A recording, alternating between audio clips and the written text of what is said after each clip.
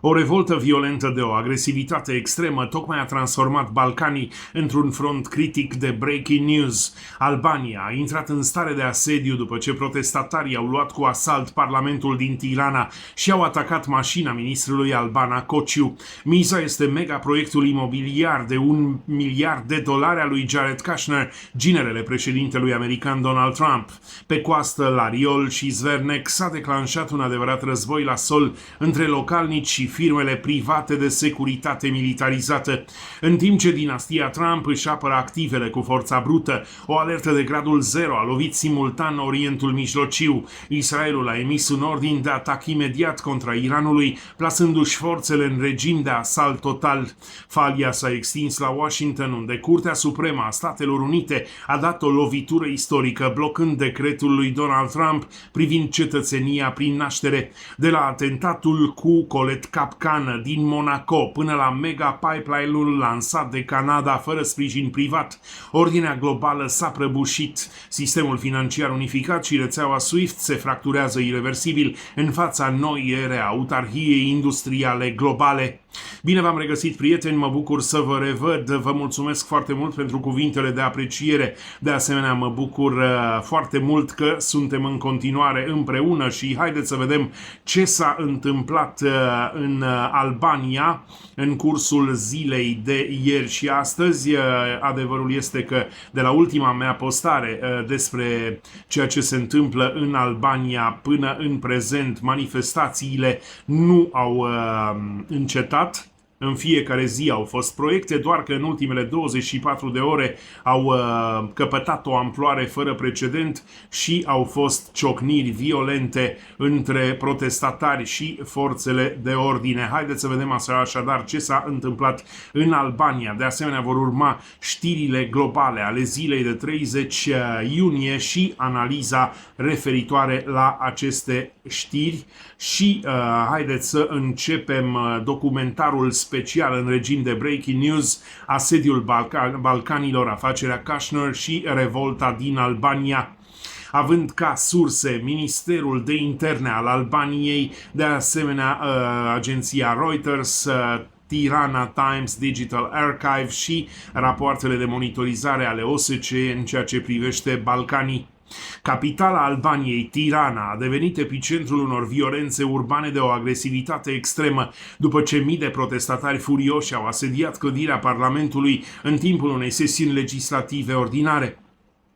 Manifestația, care a început ca o mișcare de contestare a concesiilor teritoriale de pe coastă, a escaladat rapid într-o revoltă brutală, în momentul în care mulțimea a blocat și a atacat vehiculele oficialilor guvernamentali. Mașina ministrului Sănătății, Albana Kociu, a fost înconjurată, aceasta fiind ținta unor atacuri cu ouă, pietre și obiecte contundente, o acțiune de forță care a spart perimetrul de siguranță și a obligat trupele speciale de intervenție ale poliției RNA să intervină în forță utilizând gaze lacrimogene și bastoane pentru a evacua demnitarii. Falia de securitate s-a extins imediat în spațiul urban din Tirana, după ce forțele de ordine au trecut la rețineri în masă în rândul manifestanților radicali. Mulțimea dispersată din fața Parlamentului s-a reorganizat instantaneu într-un marș de mare intensitate, deplasându-se în forță în fața sediului Direcției de Poliție din Tirana, unde a instituit o blocadă stradală totală, cerând eliberarea imediată a celor escortați în arest.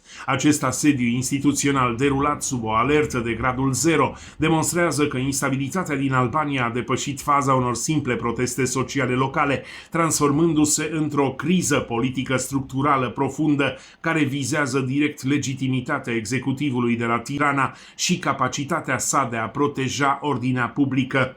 Ca analiză de inteligență acum, din perspectiva pro-guvernamentală și de asemenea occidentală, serviciile de securitate de la Tirana evaluează asaltul asupra Parlamentului ca pe o acțiune de destabilizare politică orchestrată din umbră de facțiunile naționaliste, cu scopul de a sabota acordurile internaționale de investiții și de a crea un vid de putere în interiorul unui stat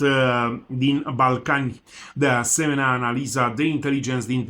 perspectiva opoziției, axa eurasiatică, de asemenea, Mișcările de contestare consideră intervenția în forță a poliției un act de represiune dictatorială menit să protejeze interesele financiare ale unor elite corupte, interpretând marșul asupra direcției în direcția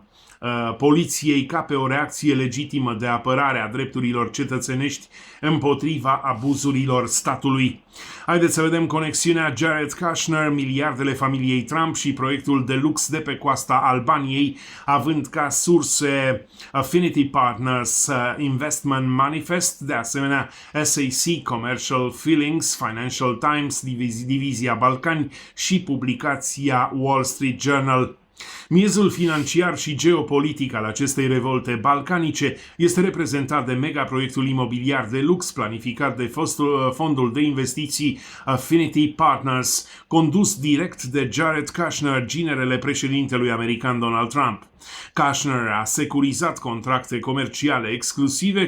cu guvernul de la Tirana pentru concesionarea unor vaste teritorii de pe coasta Adriaticii și din interiorul unor zone protejate ecologic, plănuind o infuzie de capital de peste $1 miliard pentru construirea de resorturi turistice premium și ecovile destinate miliardarilor globali. Această tranzacție corporativă, rulată prin intermediul unor structuri financiare private din umbră, a transformat linia de coastă a Albaniei într-o prelungire directă a intereselor imobiliare și politice ale familiei Trump dincolo de Atlantic. Hărțile operative culese de analiștii economici arată că terenurile vizate de Kushner nu au doar o valoare turistică, ci reprezintă active geostrategice premium situate în proximitatea bazelor navale din Mediterana. Opoziția din Albania și organizațiile de inteligență economic acuză guvernul că a modificat unilateral legislația națională privind ariile protejate pentru a facilita acest monopol imobiliar american,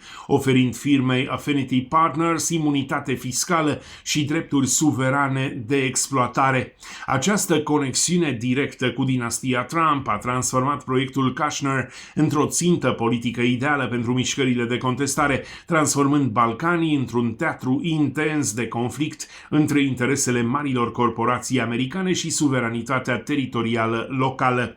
Ca analiză de inteligență din punct de vedere pro-guvernamental și occidental, fondurile de investiții americane tratează parteneriatul cu Tirana ca pe o oportunitate macroeconomică majoră de a ancora definitiv Albania în sfera de influență capitalistă a Statelor Unite, modernizând infrastructura de coastă prin infuzii masive de dolari. Din punctul de vedere al opoziției și al axei eurasiatice, criticii de la Moscova și din regiune consideră proiectul lui Kushner un act de colonizare economică asimetrică prin care familia Trump folosește pârghiile politice pentru a acapara activele naturale ale Albaniei și a stabili un monopol corporativ opac. Haideți să vedem în continuare rețeaua din umbră,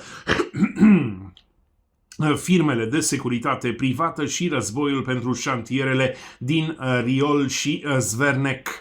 Având ca surse rapoartele operative ale Poliției de Stat din Albania, sectoarele Shkodër și Vlore, de asemenea dosarele contractelor de pază industrială Balkan Web Reports. În timp ce străzile din Tirana erau inundate de protestatari, cele mai dure și violente ciocniri fizice din ultimele zile s-au mutat pe linia de coastă, direct în zonele de dezvoltare imobiliară din localitățile Riol, în nord, lângă Velpoia, și Zvernec, în sud, lângă Vlore. Localnicii și activiștii ecologiști au organizat acțiuni de asalt direct asupra șantierelor, încercând să dărâme fizic gardurile de sârmă ghimpată și barierele de protecție ridicate de dezvoltatori în jurul plajelor naționalizate. În lipsa prezenței imediate a forțelor de ordine statale, perimetrele industriale au fost apărate prin forță brută de către brigăzi masive aparținând firmelor de securitate privată angajate de consorțiul Affinity Partners. Ciocnirile de la șantiere s-au transformat într-un război de uzură asimetric de mare intensitate, unde agenții privați de pază, dotați cu echipamente tactice și bastoane,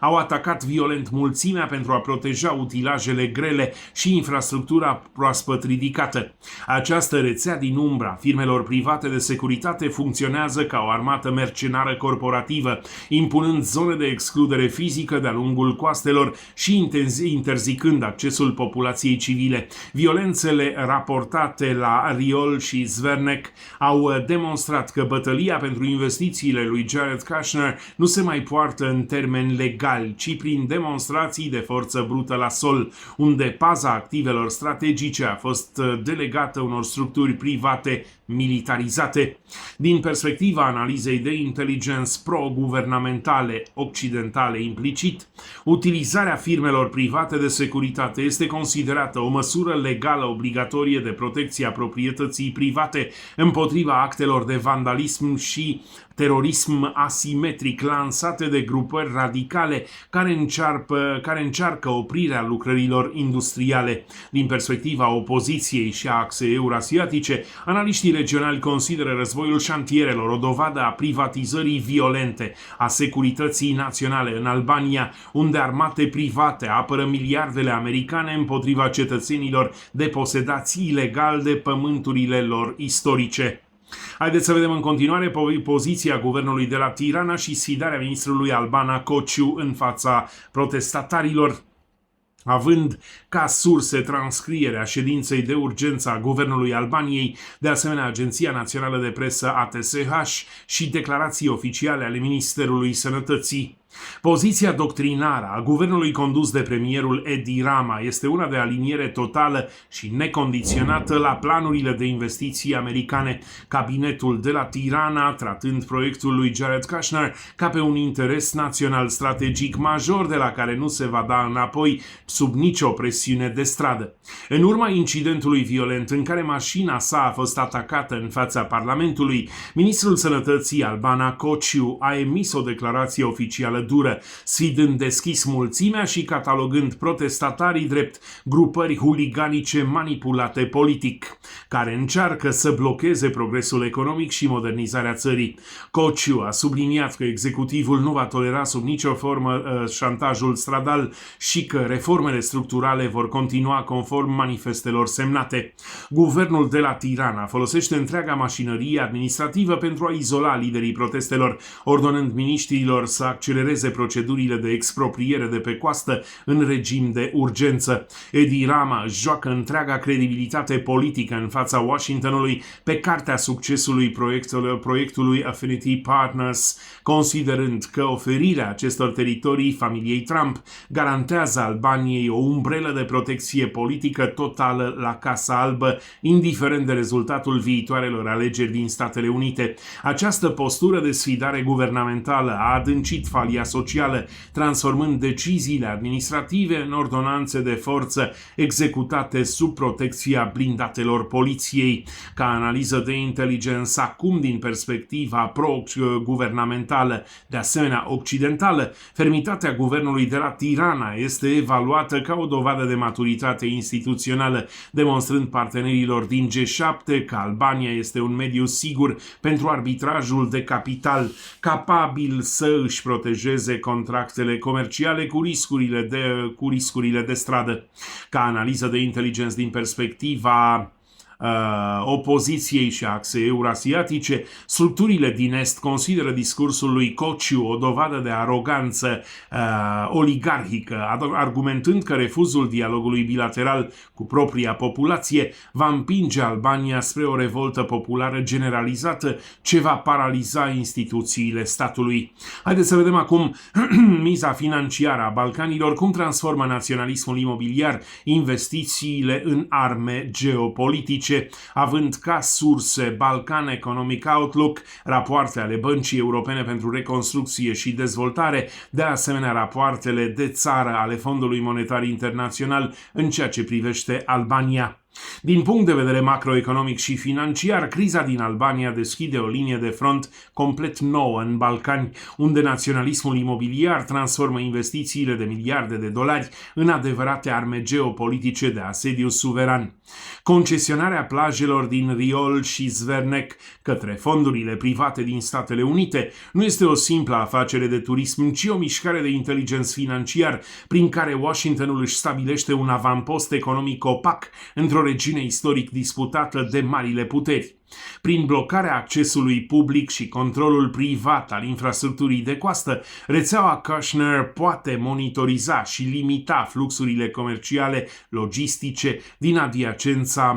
mărilor interioare. Această transformare a cimentului și a pământului în arme geopolitice obligă marile corporații și fondurile suverane de investiții să își reorganizeze de urgență strategiile în Europa de Sud-Est. Dacă protestele escaladează și blochează fizic șantierele, Affinity Partners se va vedea nevoită să ceară activarea clauzelor de arbitraj internațional și impunerea de penalități financiare masive împotriva statului albanez, o mișcare de asediu macroeconomic capabilă să golească rezervele valutare ale băncii centrale de la Tirana și să arunce moneda națională într-un colaps structural profund. Ca analiză de intelligence din perspectiva pro-guvernamentală occidentală, naționalismul imobiliar aplicat de Statele Unite în Albania funcționează ca un baraj economic dur în fața încercărilor Chinei și Rusiei de a cumpăra active strategice portuare în Balcani, securizând regiunea sub controlul capitalului dolarizat. Din perspectiva opoziției și a axei eurasiatice, Beijingul și Moscova folosesc această criză imobiliară pentru a le demonstra statelor din Balcani că parteneriatele cu Statele Unite aduc doar tulburări sociale și pierderea suveranității teritoriale, oferind ca alternativă decontările sigure pe platforme blockchain BRICS. Analiza de risc acum, impactul reținerilor din Tirana și asupra ratingului de țară și arbitrajul de capital, având ca sursă indicatorii de risc de țară cibernetici ai Standard & Poor's, de asemenea Bloomberg Market Intelligence și ratingurile Fitch, biroul din Balcani. Pentru comunitatea de investitori de pe marile burse internaționale, imaginile cu arestările în masă în fața direcției de poliție din Tirana și violențele de la șantiere generează un risc sistemic ridicat care penalizează automat ratingul de țară al Albaniei. Agenția de rating și marile fonduri de arbitraj valutar evaluează aceste ciocniri ca pe un indicator de instabilitate politică majoră. O realitate instabilă ce determină majorarea instantanee a primelor de asigurare de risc pentru toate contractele comerciale semnate în regiune, blocând fluxurile de capital străin din sectorul industrial. Această realitate forțează investitorii să recunoască colapsul stabilității din Balcani și să își reconfigureze de urgență portofoliile de active high-tech și imobiliare, redirecționând resursele financiare spre zone sigure, ferite de revolte sociale. În timp ce capitalul occidental blocat în afacerea Kushner riscă să fie înghețat de extinderea conflictului, economiile emergente din BRICS profită de acest vid pentru a-și consolida rețelele financiare paralele, ocolind filtrele SWIFT și oferind investitorilor speriați platforme digitale criptate, complet imune la riscurile cinetice de la sol. Ca analiză de inteligență din perspectivă occidentală, analiza riscului de piață arată că menținerea stării de asediu în Tirana va prăbuși randamentele obligațiunilor suverane albaneze, forțând guvernul să apeleze la împrumuturi de urgență de la Fondul Monetar Internațional, condiționate de măsuri de austeritate aspre. Ca analiză de inteligență din punct de vedere al opoziției, axa eurasiatică, strategii financiari din Est utilizează degradarea ratingului Albaniei ca pe un studiu de caz ce demonstrează eșecul modelului economic capitalist impus de Statele Unite, accelerând tranziția statelor vecine către decontările pe blockchain independente de controlul Washingtonului. Haideți să vedem prognoza de intelligence, planul de destabilizare din Albania și scenariul confruntărilor viitoare, având ca surse Horizon Risk Matrix 2026-2030, de asemenea Strategic Intelligence Assessments Balcani, de asemenea Central Intelligence Agency CIA și Balkan Desk Briefings. Evoluțiile cumulate în urma ciocnirilor violente din data de 30 iunie indică o accelerare inevitabilă a conflictului de uzură dintre societatea civilă și executivul de la Tirana, scenariul pe termen scurt excluzând o dezescaladare pașnică a situației. Opoziția naționalistă și mișcările radicale de stradă își vor intensifica tacticile hibride de hărțuire, trecând de la simple atacuri asupra mașinilor miniștrilor la organizarea unor blocade rutiere totale pe autostrăzile principale care leagă capitala de portul Durres și de zonele de șantier din Riol și Zvernec, încercând să sufoce din punct de vedere logistic aprovizionarea utilajelor americane. Pe plan macroeconomic global, persistența acestui front balcanic mocnit va forța o militarizare completă a proiectelor Affinity Partners, Jared Kushner fiind obligat să suplimenteze numărul de trupe private de securitate și să solicite sprijinul logistic direct al agențiilor de inteligență din Statele Unite pentru a-și proteja activele. Acest asediu imobiliar prelungit va transforma Albania într-un teatru intens de război informațional și diversiuni cibernetice, unde capacitatea guvernului Rama de a menține gardurile de sârmă ghimpată pe plaje va decide dacă țara rămâne o ancoră strategică a Washingtonului sau va aluneca într-un haos instituțional generalizat ce va destabiliza întregul flanc sudic al NATO. Prieteni, acesta a fost materialul în regim de breaking news, după cum vă spuneam de la ultima mea postare în urmă cu 3 săptămâni referitoare la ceea ce se întâmplă în Albania și până acum au avut loc manifestații, proteste practic în fiecare zi, dar de 24 de ore protestele au escaladat și au avut loc mișcări de stradă violente, după cum ați văzut. Mergem în continuare la jurnalul global, sinteza știrilor reunite de pe 30 iunie, 1 iulie și vom începe cu Europa, pentru că vrem să vedem ceea ce se întâmplă și în lume, după care va fi o analiză referitoare la toate aceste știri globale din 30 iunie, 1 iulie. Haideți să mergem așadar în Europa. Atentatul din Monaco, criza imigranților din Spania și tensiunile din Polonia. Atentatul cu bombă din Monaco. Un incident critic a zguduit Principatul Monaco în cursul zilei de marți 30 iunie, după ce o bombă ascunsă într-un pachet a explodat în fața unei clădiri rezidențiale de lux. Deflagrația s-a produs la scurt timp după ce o persoană de interes a abandonat mai multe genți în perimetru. Procurorii au declarat oficial că atacul a fost o tentativă de asasinat chirurgicală ce l-a vizat în mod direct pe un influent lider de afaceri de origine ucraineană, un oligarh. Primele actualizări operative confirmă că deflagrația s-a soldat cu mai mulți răniți grav, însă nu există persoane decedate la această oră. Regularizarea mamută a imigranților în Spania. Guvernul de la Madrid a declanșat o undă de șoc politică pe continent după ce a anunțat că peste 1 milion de imigranți au depus cereri de regularizare a statutului în cadrul unui nou program guvernamental masiv. Măsura a tensionat rețelele administrative și a provocat contestări dure din partea opoziției conservatoare din G7. Frontul din Donetsk acum și disputa Tusk-Zelenski. Pe flancul estic, duelurile de artilerie grea au continuat în sectorul Pokrovsk, în timp ce premierul polonez Donald Tusk a menținut o celulă de criză diplomatică pentru a limita falia apărută după decizia inopinată a lui Zelensky de a anula participarea la Forumul de Securitate de la Varșovia. Mergem în Orientul Mijlociu acum. Israelul se pregătește de atac imediat contra Iranului într-o escaladare de gradul 0 raportată.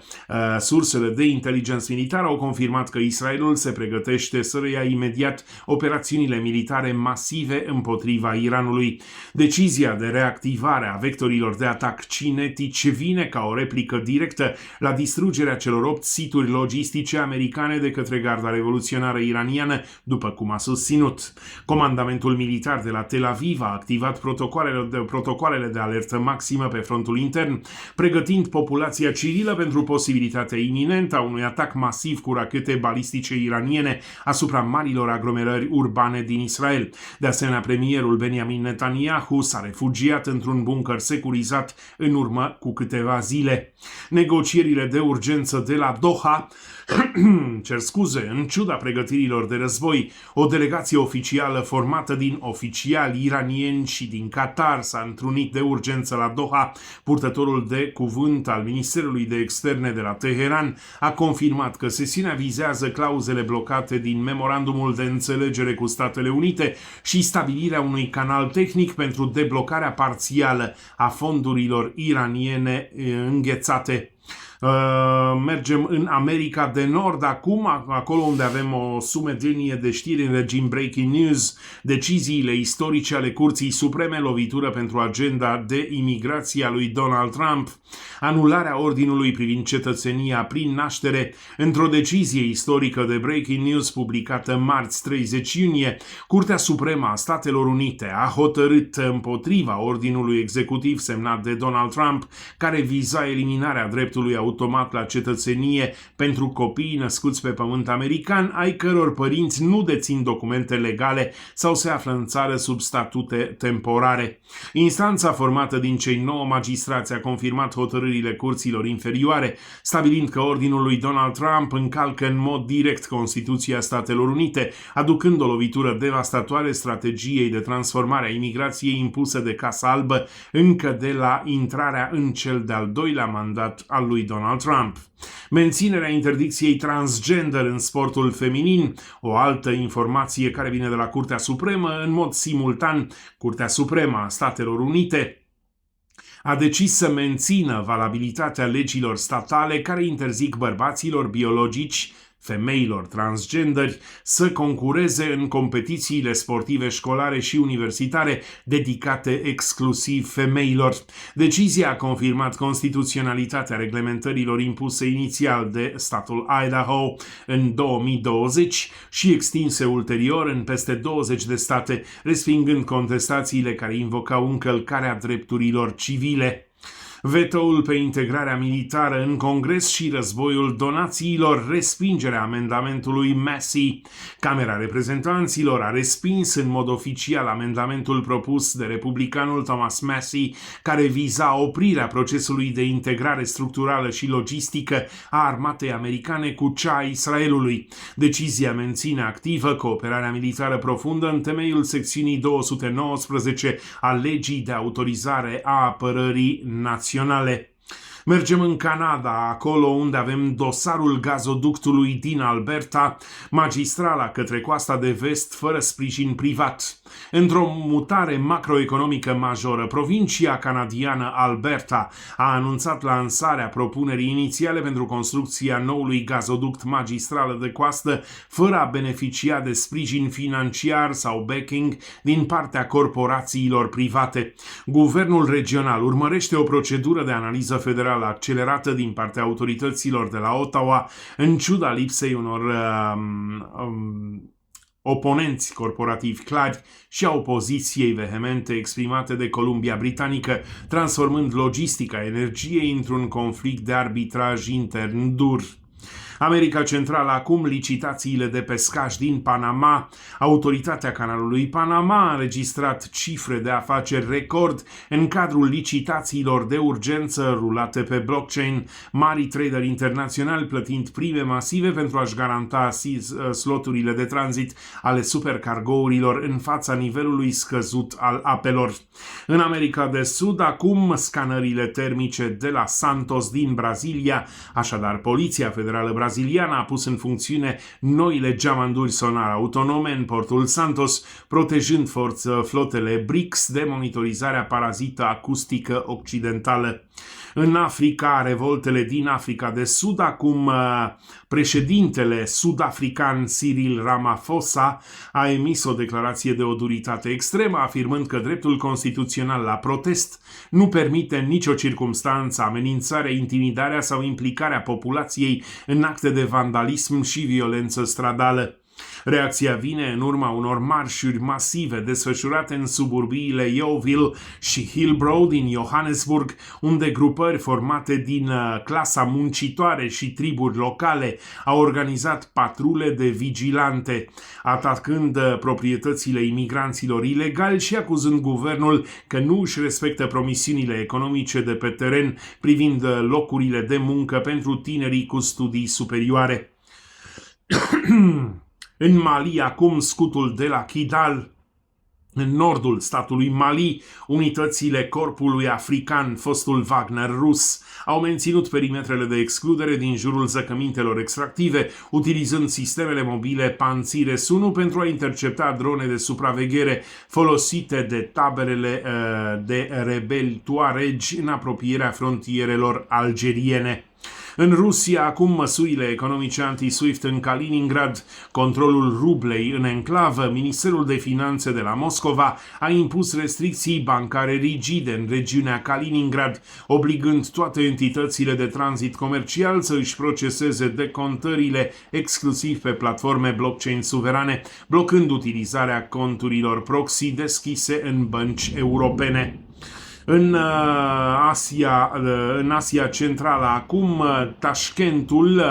avem tezaurizarea pe yuan din Uzbekistan. Tashkentul a confirmat procesarea primelor decontări financiare pentru exporturile de uraniu fortificat direct prin yuan digital, eliminând total controlul SWIFT din circuitul resurselor nucleare. China și Asia de Sud, cleștele naval în Pacific, navele grele ale flotei chineze au menținut o presiune electromagnetică densă asupra strâmtorii Luzon, obligând cargourile logistice ce transportă componente tech din Taiwan să își devieze rutele comerciale premium spre Oceanul Indian. În Asia de Sud-Est acum, Australia și Oceania, scutul electronic din Da Nang, Vietnamul, a finalizat integrarea laboratoarelor de microelectronică din Da Nang într-o rețea protejată de microcentrale, asigurând izolarea proceselor în fața atacurilor cibernetice industriale. Scutul cuantic din Noua Zeelandă acum este o actualizare.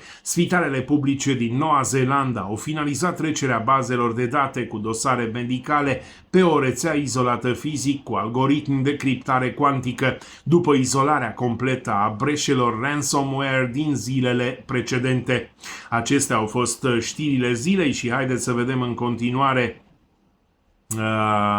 materialul extins referitor la tot ceea ce s-a întâmplat în 30 iunie și în dimineața zilei de 1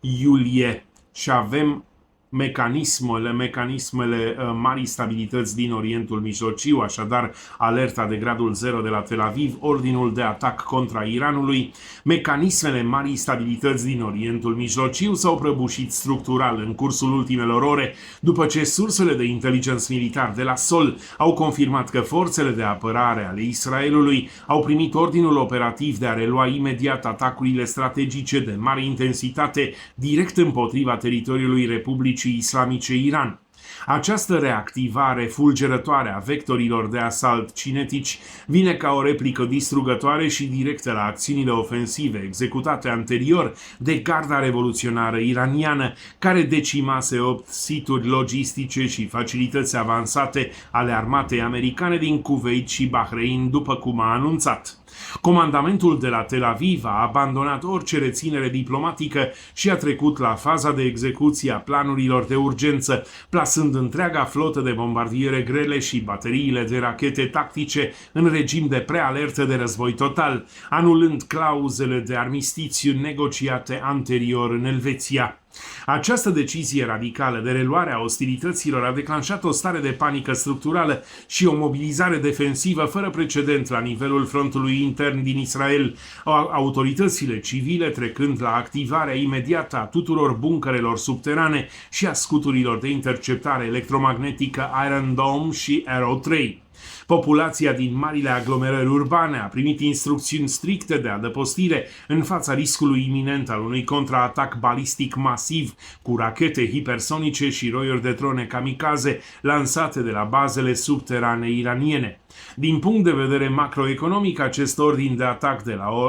anulează orice predictibilitate pe bursele internaționale de mărfuri, determinând marile consorții maritime să oprească complet mișcările superpetrolierelor în proximitatea strâmtorilor, de teamă unor represalii masive care ar putea bloca definitiv fluxurile globale de țiței brut. În timp ce Orientul Mijlociu se pregătea de o coliziune militară generalizată, un seism politic și constituțional de proporții uriașe a lovit direct inima puterii executive de la Washington. Într-o hotărâre istorică de Breaking News publicată pe data de 30 iunie, Curtea Supremă a Statelor Unite a decis în unanimitate împotriva ordinului executiv semnat de președintele Donald Trump, care viza eliminarea dreptului automat la cetățenie prin naștere pentru copiii născuți pe pământ american, ai căror părinți au statute legale temporare sau care nu dețin documente oficiale de imigrație. Cei 9 magistrați de la Instanța Supremă au menținut deciziile curților inferioare, stabilind clar că măsura administrativă a lui Donald Trump rulează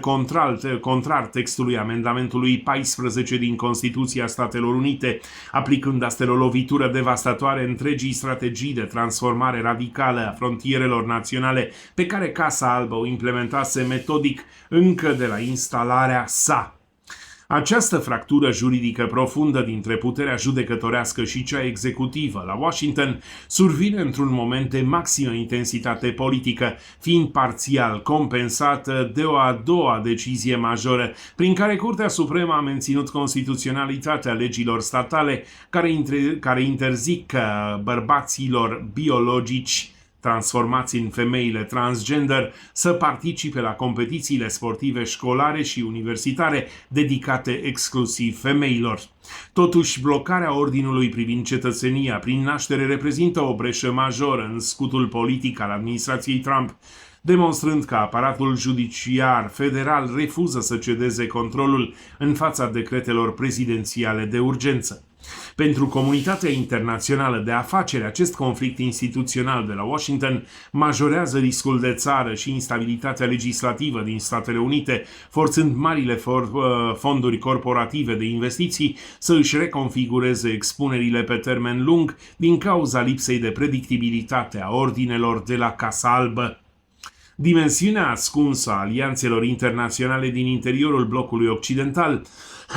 a fost securizată printr-o manevră logistică dură în Congresul Statelor Unite, unde Camera Reprezentanților a respins în mod oficial amendamentul propus de republicanul Thomas Massie, care viza oprirea procesului de unificare structurală și logistică a armatei americane cu cea a Israelului. Prin respingerea acestui veto politic, Washingtonul a menținut activă integrarea militară profundă în temeiul secțiunii 219 a legii de autorizare a apărării naționale. O decizie care obligă Pentagonul să își transfere tehnologiile hardware de mare precizie și datele logistice direct către comandamentul de la Tel Aviv, chiar în timp ce o delegație iraniană se reunea de urgență la Doha cu oficiali din Qatar pentru a negocia clauzele blocate din memorandumul de înțelegere și deblocarea fondurilor înghețate în băncile internaționale.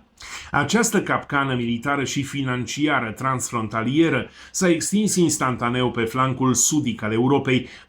declanșând o criză politică și violențe de stradă extreme în Balcani, unde Albania a intrat oficial într-o stare de asediu instituțional. Protestatarii furioși au atacat în forță mașina ministrului sănătății Albana Cociu în fața Parlamentului din Tirana și au asediat direcția de poliție în semn de revoltă totală împotriva megaproiectului imobiliar de lux de $1 miliard, finanțat de fondul Affinity Partners al lui Jared Kushner, ginerele lui Donald Trump. Ciocnirile brutale dintre localnici și firmele private de securitate militarizată pe șantierele din Riol și Zvernec arată că naționalismul imobiliar din Balcani a transformat pământul în armă geopolitică, unde armate private apără activele dinastiei Trump în fața populației revoltate.